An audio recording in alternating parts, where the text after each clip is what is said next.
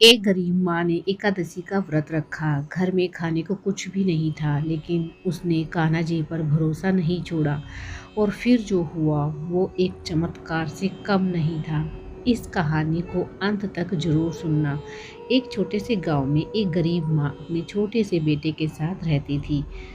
उसका कोई सहारा नहीं था। पति पहले ही उसे छोड़कर इस दुनिया से जा चुका था। वो माँ दिन रात मेहनत करती, दूसरों के घरों में काम करके किसी तरह अपने बच्चों का पेट भर रही थी। एक दिन एकादशी आई। माँ ने पूरे श्रद्धा से व्रत रखा। सुबह से कान्हा जी का नाम जपती रही, लेकिन उस दिन घर में एक दाना भी नहीं था, ना आटा, ना चावल, न कोई सब्जी। शाम होने लगी और उसका बेटा भूख से रोने लगा।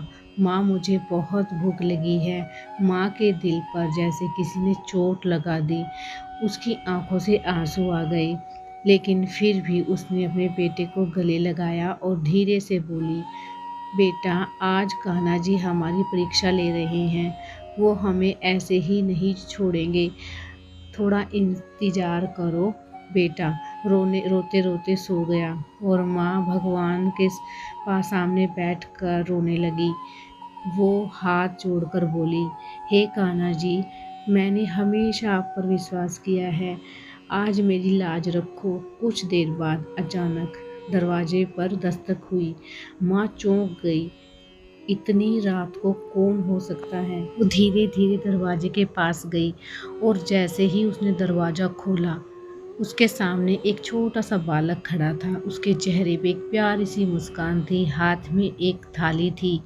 बालक बोला, माँ, ये प्रसाद आपके लिए। माँ हैरान रह गई और पूछने लगी, बेटा, तुम कौन हो और इतनी रात को यहाँ?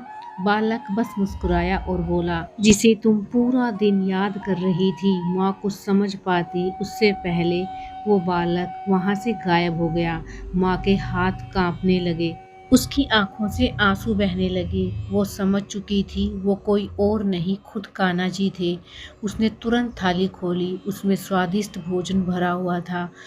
माँ ने अपने बेटे को उठाया और उसे खाना खिलाया। उस दिन के बाद उस माँ को कभी किसी चीज़ की कमी नहीं हुई। इसलिए कहते हैं, सच्चे मन से की गई भक्ति कभी खाली नहीं जाती। कान्हा जी अपने भक्तों की परीक्षा जरूर लेते हैं, लेकिन उन्हें कभी अकेला नहीं छोड़ते। अगर आप भी कान्हा जी पर विश्वास रखते हो तो कमेंट में राधे राधे जरूर लिखना और वीडियो कैसी लगी है ये भी जरूर बताना।